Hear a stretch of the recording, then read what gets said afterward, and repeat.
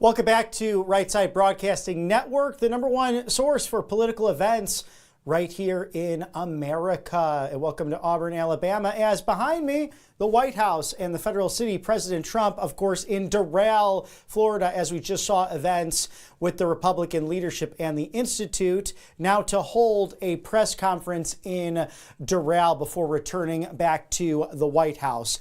And if you're just joining us, I'm Robert McNeely. Thank you for tuning into Right Side Broadcasting Network Live. The White House releasing tonight a number of accomplishments President Trump has been able to put out this year alone. The list continues to keep growing. And since President Trump even took office back January 20th of last year, his bold America First economic agenda, both domestically and abroad, these policies unleashing unbridled success right here at home, an unprecedented wave of private sector investment as this administration continues to seek the downsizing and the streamlining of the size and scope of the federal government. Companies worldwide racing to onshore production, strengthen domestic supply chains, and also opportunities right here in America, building the future here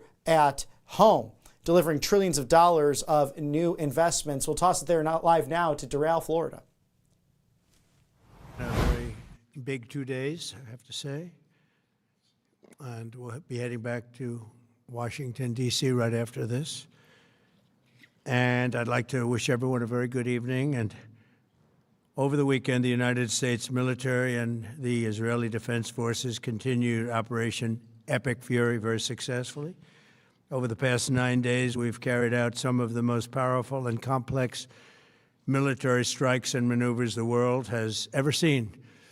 Now, you add that up to all of the other things, Midnight Hammer, getting rid of the nuclear threat from Iran, which was a big moment in history, in my opinion, and the great success we've had in Venezuela and all other places. Every place we've gone, we've had tremendous success.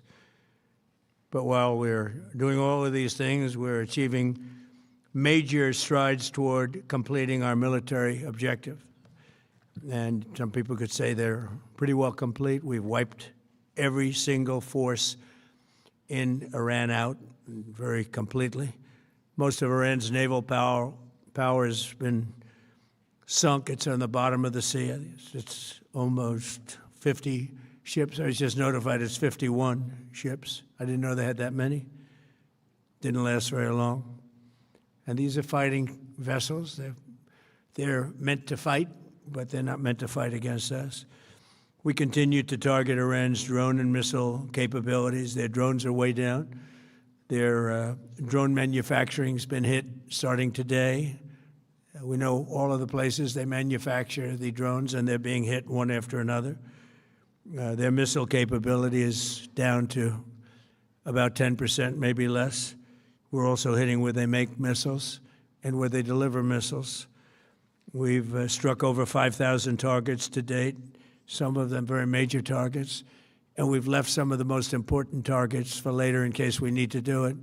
If we hit them, it's going to take many years for them to be rebuilt, having to do with electricity production and many other things. So we're not looking to do that if we don't have to. But they're the kind of things that are very easy to hit, but very devastating if they are hit. We are waiting to see what happens before we hit them.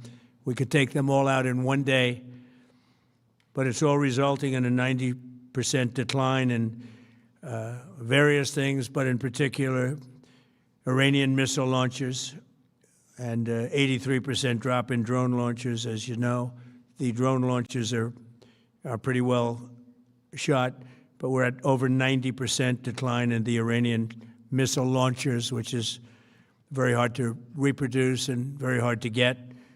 And usually what we were able to do through great equipment, a lot of smart people, as soon as they sent a missile up from a launcher, we were able to knock out that launcher within a period of 5 minutes or less, accurately right on the noggin. So now we have low-cost interceptors effectively combating Iranian drones. And our B-2 bombers recently dropped dozens of 2,000-pound bombs to destroy missile launchers all over Iran and buried deep under Iranian soil in many cases. The soil was no match. And we're also annihilating the manufacturing base that the regime uses to build drones and missiles at a rate that nobody thought was possible. We're knocking them out. We know where they all are. We're knocking them out very quickly. We're ahead of our initial timeline by a lot. I would say that we probably would not have thought after a month we'd be here, in addition to the fact that we've taken out the leadership twice and maybe 3 times. And we, as you know, we want to be involved. We don't want another president that maybe wouldn't be willing to do what I'm willing to do for the good of the world, for the good of our nation, to be stuck with the situation in 5 years or 10 years from now. So we think they should put a president in, or the head of the country in, that's going to be able to do something peacefully for a change. They've been doing this for 47 years, killing people for 47 years, whether it's the barracks or even the SS Cole where they were involved. Very strongly, they always denied it. But where they were very strongly involved, and all of the people that died through the roadside bombs died and are right now walking around with no legs, no arms, a face that's been so badly damaged. The Iranian regime has been attacking Americans and spreading terror for 47 years, and despite these countless opportunities to renounce their nuclear ambitions, which they had just a short while ago, they told Mr. Witkoff, who is standing right over here, they said, they actually said, we want to keep building. Essentially, in a real nutshell, we want to continue to build nuclear weapons. If we didn't knock out Midnight Hammer, if we didn't knock out their Iranian potential, if we didn't do that with Midnight Hammer, they would have had a nuclear weapon. They would have used it long before now. And at a minimum, Israel would have been annihilated. I was very lucky that we had the courage to do that, that we had the talented pilots and the great equipment. The B-2 bombers are unbelievable. We ordered 25 more, by the way. The newer, better version. It's we have the greatest military in the world. We have the greatest equipment in the world by far. You see that no matter where we go. You still need the people, though, to operate it and to use it. And those are the people that we cherish. Even after we obliterated their key nuclear sites in Operation Midnight Hammer, they never negotiated in good faith. They still continued to say, we want to build nuclear, we want enrichment at levels that were unacceptable. And they even turned down an offer for unlimited free nuclear fuel forever for civilian purposes. We had people offering them free nuclear fuel. They weren't interested in that because they wanted to build a nuclear weapon. So instead, the regime was trying to reconstitute its weapons program at a different site. They couldn't go back to where they were, the 3 sites that we obliterated, but they were starting work at another site, a different site, different kind of a site, and that was protected by granite. They wanted it protected. Granite's pretty good, but they wanted it protected by a lot deeper. They wanted to go a lot deeper, and they started the process while rapidly building conventional ballistic missiles. They were going to do it all at the same time. It threatened our overseas bases and soon could have reached even our homeland. The regime's intention was to use this exponentially growing ballistic missile threat to make it virtually impossible to prevent them from obtaining a nuclear weapon.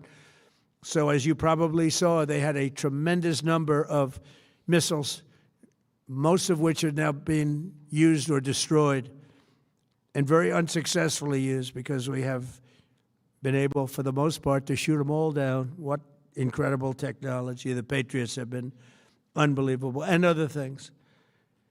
And the laser technology that we have now is incredible. It's coming out pretty soon.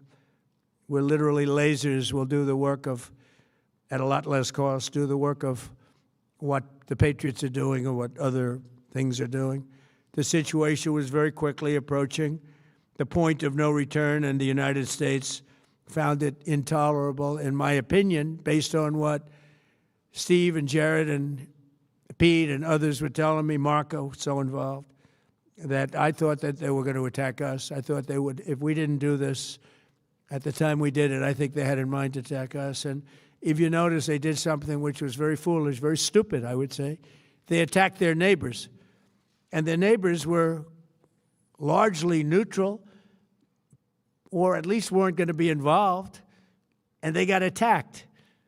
And it had the reverse effect. The neighbors came onto our side and started attacking them, and actually quite successfully.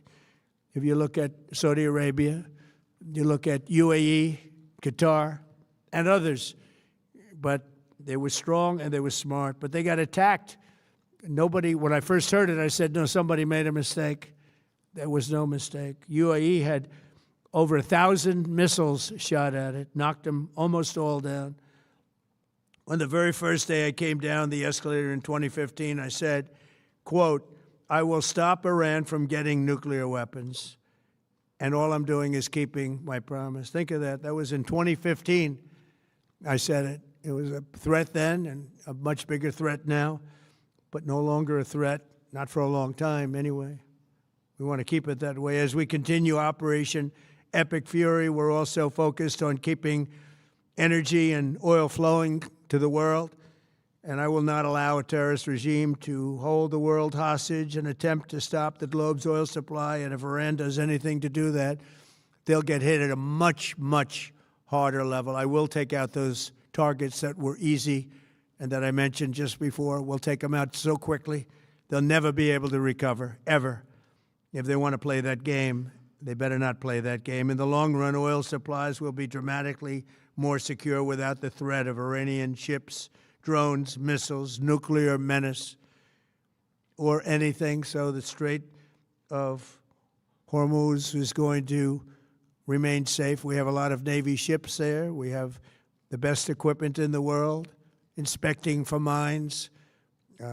Again, most of their ships are down at the bottom of the sea, but we will hit them so hard that it will not be possible for them or anybody else helping them to ever recover that section of the world if they do anything. In recent years, the regime and its terror proxies have launched attacks on hundreds of commercial vessels. We're putting an end to all of this threat once and for all, and the result will be lower oil prices, oil and gas prices for American families. We've done that. We've done it. We brought it very low. This was just an excursion into something that had to be done. We're getting very close to finishing that, too. In the meantime, during this brief disruption, the United States is offering political risk insurance to any tankers operating in the Gulf. So we're putting up risk insurance. We'll perhaps go alongside of them for protection. We don't think it'll be necessary if it is. And if they do anything, the price will be incalculable.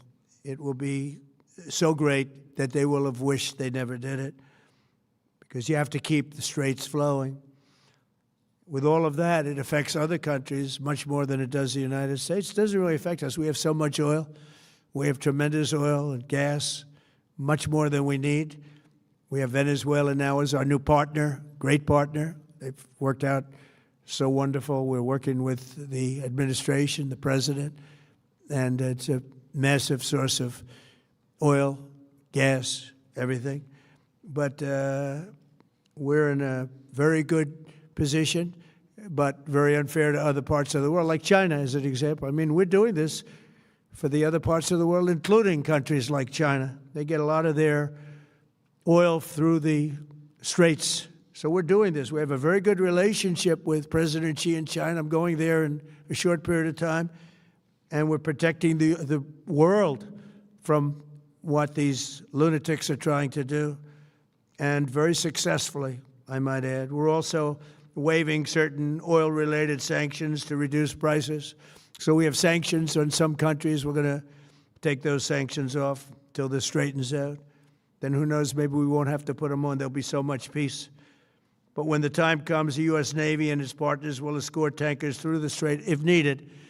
I hope it's not going to be needed, but if it's needed, we'll escort them right through. And we have the greatest mine-sweeping ability. We have the greatest ships and all of the, we know exactly where they're placed. We'll get them out of there very fast, but we hope we don't have any of that. And again, if they do that, if they play that game, we're going to hit them at a level that they have not seen before. So we're winning very decisively. We're way ahead of schedule. Our military is the greatest in the world, with the greatest equipment and the greatest people in the world. Nobody's ever seen anything like it. Iran's a very powerful country. They were going to take over the Middle East. If we did not hit them, they were going to take over the Middle East. They had thousands and thousands. Since their last hit, they had thousands and thousands of missiles and everything else. Most are now destroyed. But they were going to take over the Middle East. Those weapons were aimed at Middle Eastern countries that had nothing to do with this. They were going to take over the Middle East, and they were going to try and destroy Israel. So we stopped it with good timing, and we're very proud to be involved in this, and it's going to be ended soon. And if it starts up again, they'll be hit even harder. Thank you very much for being here. Go ahead. Any questions? Thank you so much. Go ahead. Do you approve of Iran's new supreme leader? And secondly, can you tell us more about your call with Russian President Vladimir Putin today? Yes. What did you discuss? Yes, I had a very good call with President Putin. We had a lot of people on the line from our side, from his side. We were talking about Ukraine, which is just a never-ending fight.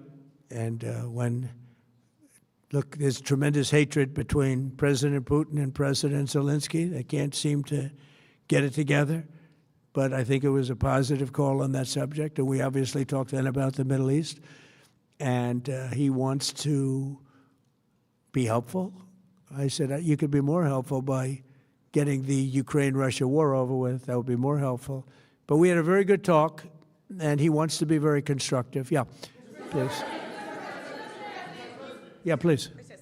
Thank you, Mr. President. On Iran, you called it an excursion. You said it would be over soon. Are you thinking this week it will be over? No, Are you talking but soon. about days? I think soon. Okay, and with respect Very soon. Look, everything they have is gone, including their leadership. In fact, there are two levels of leadership, and even actually, as it turns out, more than that. But two levels of leadership are gone. Most people have never even heard about the leaders that they're talking about. So it's obviously been very, very powerful, very effective. to Cuba, you said that Cuba wants to make a deal. Yes. What would the United States get in return for that, and why should Americans trust Marco Rubio to negotiate it? Well, Marco Rubio is doing a great job. I think he's going to go down as the greatest Secretary of State in history. Look at what we've done as a presidency. Look at what we've done as an administration. They trust Marco, and so do the American people trust. He's been successful no matter where he's been. He also speaks the language, which is always nice and always helpful. But he's dealing, and it may be a friendly takeover. It may not be a friendly takeover. It wouldn't matter, because they're down to, as they say, fumes. They have no energy. They have no money. They're in deep trouble on a humanitarian basis. And we don't want to see that, but they were very, very bad to a lot of people, as you know, and a lot of people living on the Cuban-American vote, which I got at record levels. Very important. Those people are very important to me. I know what they went through. They went through hell. Some of them have gone on to be some of the most successful people in the country. Cuban-American business people, some of them are like the most successful in the country. And a lot of them are friends of mine, because I've been fighting this battle with them for a long time. The Castro regime was brutal, but they lived off Venezuela. Now they don't live off Venezuela. Sends them no energy, no fuel, no oil, no money, no nothing. They lived without Venezuela. They couldn't have made it. And we cut them off from everything else. So, yeah, they're going to make either a deal, or we'll do it just as easy anyway. Yeah. Please, go ahead.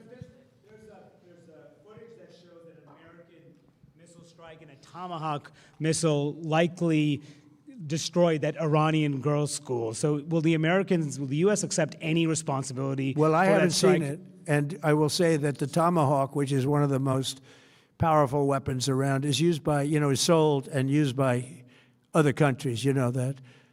And whether it's Iran, who also has some tomahawks, I wish they had more, but whether it's Iran or somebody else, the fact that a tomahawk is very generic. It's sold to other countries, but that's being investigated right now. Yeah, please. Thank you. Mr. President, you've said the war is, quote, very complete, but your defense secretary says this is just the beginning. So which is it, and how long should Americans be prepared Well, I think for you could this war say to it last both. for? It's the beginning of building a new country, but they have no Navy, they have no Air Force, they have no anti-aircraft equipment. It's all been blown up. They have no radar, they have no telecommunications, and they have no leadership. It's all gone. So, you could look at that statement. We could call it a tremendous success right now as we leave here. I could call it, or we could go further, and we're going to go further. But the big risk on that war has been over for 3 days. We wiped them out in the first 2 days. When you think about it, it's incredible. We wiped out a big Navy, very powerful Navy. These were ships. These were serious ships. These were ships that you buy when you want to win battles. They're all on the bottom floor. The sailors are all running off the ships. They refuse to get on the ships. The Air Force is gone. Everything's gone. The missiles are down to a trickle. The drones are down to probably 25%, and they'll soon be down to nothing. We'll have where they manufactured the drones are under fire as we speak. They're being hit. So the rest is going to be a determination as to my attitude, along with the people in the Trump administration, what we want to do. Thank you. Yeah, please. Can I ask you, you mentioned you were going to waive certain additional oil waivers or sanctions. Can you talk a little bit more about that and address in particular? Well, we're looking to keep the oil prices down. We went artificially up because of this excursion into a very positive thing. I mean, this was an excursion that a lot of people wouldn't have done. I knew oil prices would go up if I did this, and they've gone up probably less than I thought they'd go up. But I don't think anybody thought we were going to be this quickly successful. This was a military success, the likes of which people haven't seen. We have the best military. We have the best equipment. We have, I believe, the best generals. We have the best. And this went very quickly. We talked about that with President Putin. He was very impressed with what he saw because nobody's ever seen anything quite like it. Iran was a very powerful military country with all of the missiles. Now, you had the double attack. You had the original attack with us and Israel, and that knocked them for a loop. Then you had the B-2 bombers, which took out their nuclear capability, and they would have had a nuclear weapon within 2 weeks to 4 weeks. And they would have used it long before this press conference. And we might have had a much different press conference if we had a press conference at all. But it's been amazing. The military success that we've had is truly unprecedented. You've told your congressional colleagues that you will not sign any piece of legislation until the Save America Act is passed. Does that include the confirmation of Senator Mullen as your next DHS secretary? Does that mean a DHS funding bill? And Senator Thune said today it's not a matter of whether or not your Republican colleagues agree with the policy, it's about changing the process. In other words, getting rid of the filibuster to get there. So in order to get it, you're going to need Democrat votes. And what we're saying is the Save America, not the SAVE Act, which nobody knew what it was, the Save America Act, the Save America Act. And that's voter ID. We want voter ID. We want to be able to see a picture of the voter. We want to be able to see that the voter is legitimate. We want, very importantly, confirmation that this voter is a citizen of the United States of America, and we want no mail-in ballot scams. So we have exceptions for the military, for sick, for disabled, and for people that are away, business trips or whatever. Even vacations will be very liberal in that. We've added two things to it: no men and women's sports and no transgender mutilization of our children. We don't want it's mutilization of our children, and we don't want that. So we added those two things. That's the 5 points. We have 5 very good points. It polls at 86% with Democrats. Think of that. The overall vote is 86%. With Republicans, it's 98%. And the only one opposed to it is a Democrat leadership because they cheat. They want to cheat. So we added those 2 points. We're going for the gold, and we're going to have to fight like hell. Now, certain things will happen. Certain things will take place. I'm here to do a great job for the country. But we don't have a country if we're going to have elections that are so corrupt and so dishonest like we've witnessed over the last period of time. You know, as an example, virtually nobody has nobody has a system of mail-in ballots like we have. No other country in the world. France went away from it. They all went, you know why? Because it's corrupt. And Jimmy Carter, when he had a commission, frankly, I think it's probably the best thing Jimmy Carter did. He said, you can't have mail-in voting because it's inherently dishonest. And it's turned out to be totally dishonest, so we're going to fight for it. Yeah. Has Iran activated any sleeper cells inside the U.S.? There's reports that they have pressed that trigger button to activate those cells, at least abroad. Well, they've been trying for a long time. We've been very much on top of it. One of the things we have to do is get the Democrats to stop the Democrat shutdown, because, as you know, the apparatus that looks into that, Schumer and the Democrats have shut it down, which tells you they probably hate our country a lot. But the Democrats have to open that up. But we've got very, very good intelligence into that. We know a lot of different things that have happened that have been very bad. A lot of them came in during the Biden open border period, but we have them under, we've got them, we're watching every single one of them. Yeah, we know a lot about them. The biggest problem we have is the Democrat shutdown. We know a lot about them, but the shutdown doesn't allow us to do what we have to do. Have to take him out? Does he have a target on his back? You mean the new Supreme Leader?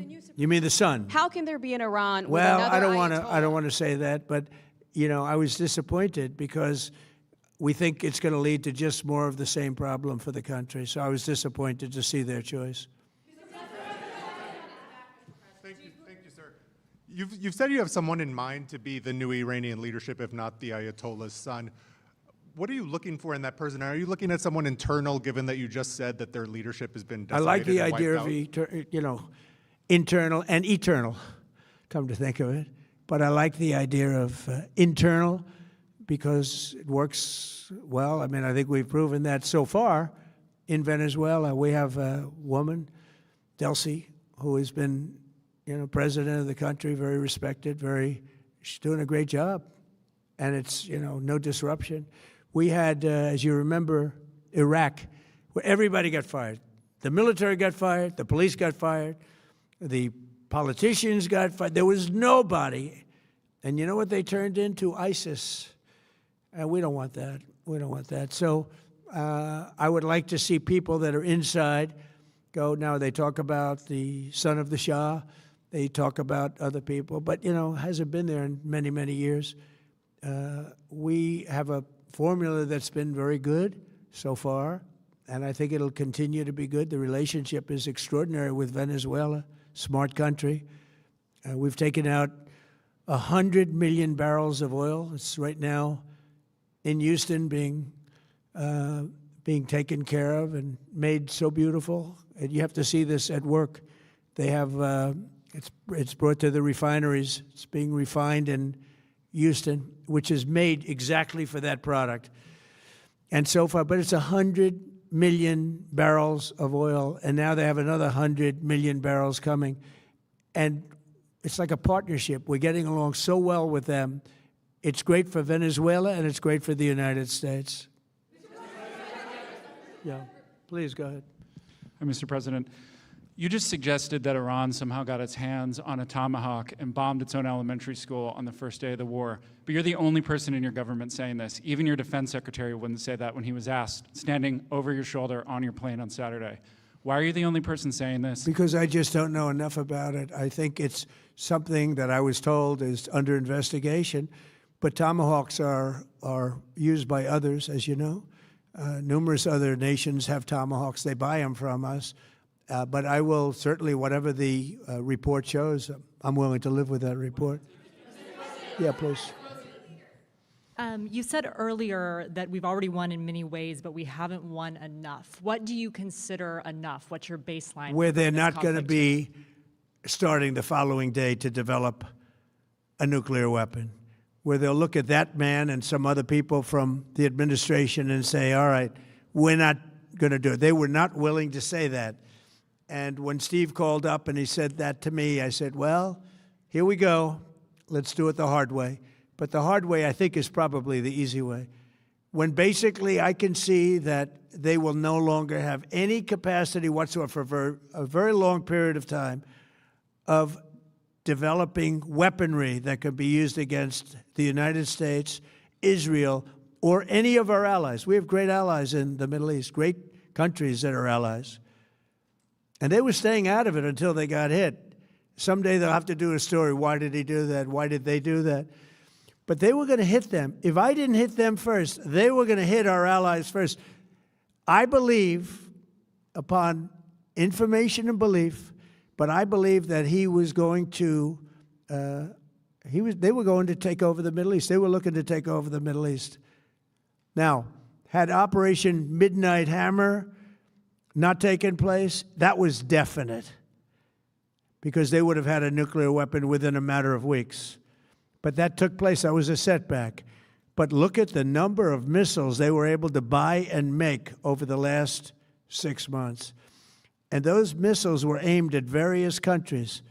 And when you look at over 1,000 missiles shot at like UAE, they were looking to take over the Middle East. We got there first. We're lucky. I'll tell you what, the Middle East and those countries, very rich countries, are very lucky that I was president instead of somebody else.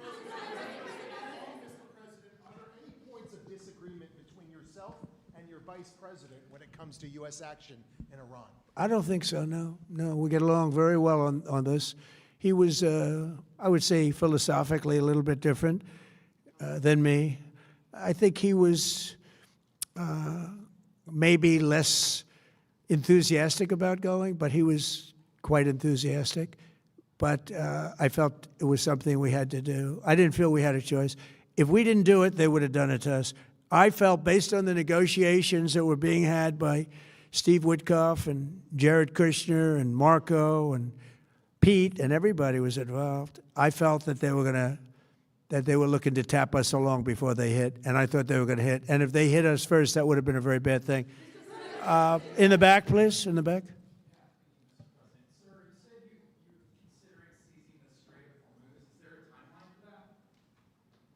About the Strait, you mean? Yeah, well, I want to keep it open. I want to keep it good. You know, it doesn't pertain to us so much as it does to China. We're really helping China here and other countries because they get a lot of their energy from the Straits. But, hey, look, we have a good relationship with China. It's my honor to do it. Yeah. You have called him an unacceptable choice. So does he have a target on his back? And how can you say I don't want to say whether or not he does because that would be inappropriate. But, hey, look, I had a target on my back because, as you people wrote pretty well, they caught the assassin that was after me. So we just got them first. But they caught the assassin. They have him now in custody that was after me. So, you know, but people don't like to mention that, but they did catch him. And I'd like to congratulate our military, Secret Service, FBI, all of the people that worked on that, but they did. Yeah, please. Go ahead. No, go ahead, please. Thank you, Mr. President. You promised the Iranian people you would help them, but it sounds like you're willing to end this fight after your military objectives have wrapped up. Isn't that a betrayal of the people? Will I help them? I'd like to, if they can behave, but they've been very menacing. You know, they're great people. They have an amazing population. It's amazing, smart, brilliant, energetic. They have a great, I'd love to help them, but they have to be in a system that allows them to be helped. And right now they're in a system that only allows failure. And I don't want that. And I want a system that's not going to be attacking us. We want a system that can lead to many years of peace. And if we can't have that, we might as well get it over with right now. Yeah, please. President, as of today, there have been 8 U.S. military fatalities associated with the war in Iran. How many American deaths are you willing to have in this war? Well, as I said before, when you have conflicts like this, you always have death. And I was at Dover yesterday. I met the parents, and they were unbelievable people. They were unbelievable people, but they all had one thing in common. They said to me one thing, every single one: finish the job, sir. Please finish the job. And I'll leave you at that. Thank you very much, everybody. Thank you.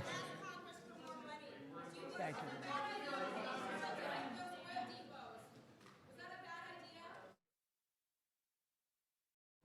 you.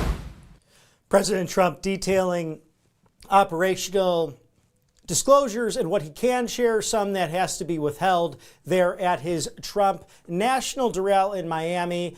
Now en route aboard Air Force One moments from now, back to Joint Base Andrews and ultimately the White House behind me. Thank you for joining us for this primetime breaking news. President Trump doing this press conference down there in Doral. Some highlights, remembering those lives that were brought back to us and the legacy of freedom that does come with a cost. It does not inherently go from one generation to the next. As President Reagan once emphasized, it has to be taught and gifted to each generation, and these Americans doing just that. So keep in your thoughts and prayers our amazing American military as they continue this. We're not sure on a timeline. President Trump very clear on that at the same time, it could be just the beginning and it can be nearing the end. Both can be true, as he mentioned to the reporters in the room. In addition to all of that this armada and that the skies over Iran controlled completely by American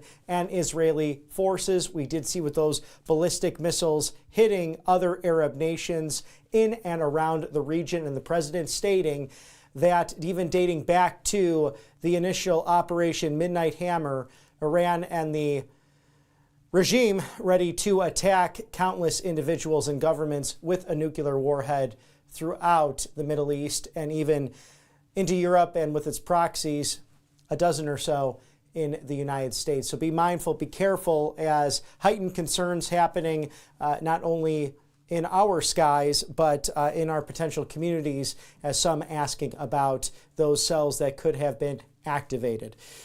On that note, we will be with you tomorrow and through the week, covering the latest from the Beltway, inside the federal city, outside of it as well, as President Trump has made clear with promises made, promises kept, achievements ever since coming back into office, both domestically and abroad, as he hits the campaign trail in 2026. Tomorrow, Congressional District 14 in the Peach State of Georgia, a hotly contested race, one likely to move to a runoff, but someone might be able to supersede 18 candidates in that race.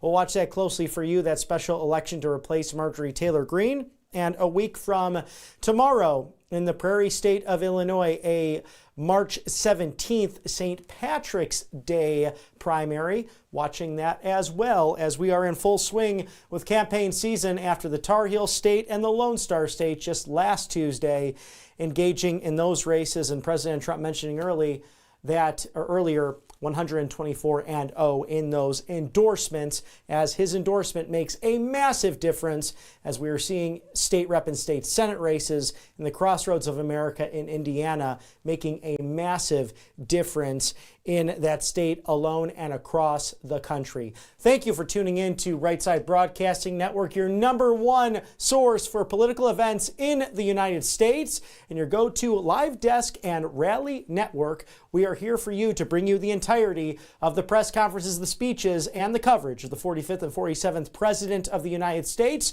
the 50th Vice President, and the 119th Congress. For all of my colleagues here at the right side of history at 6:32 Eastern, we hope you have a wonderful evening as we appreciate you tuning in to Right Side Broadcasting Network Prime Time. I'm Robert McNeely. May God bless you and yours, and we'll see you again tomorrow.